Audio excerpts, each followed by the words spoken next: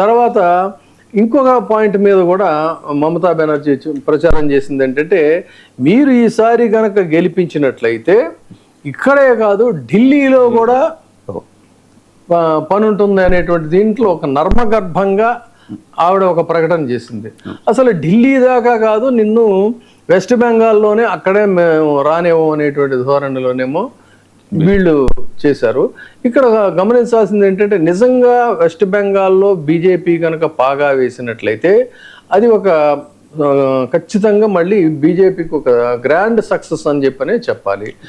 కాదు అంటే ఇన్ని ఒత్తిళ్ల మధ్య కూడా మళ్ళీ తిరిగి తన అధికారాన్ని నిలుపుకోగలిగితే మమతా బెనర్జీ ఒక వెస్ట్ బెంగాల్కే పరిమితం కాకుండా తన అన్నట్టుగా నిజంగా ఢిల్లీ రాజకీయాల్లో కూడా ఒక కీలకమైనటువంటి వ్యక్తిగా కూడా ఆవిష్కృతమయ్యేటువంటి అవకాశాలు పుష్కలంగా ఉన్నాయనేటువంటిది చెప్పచ్చు.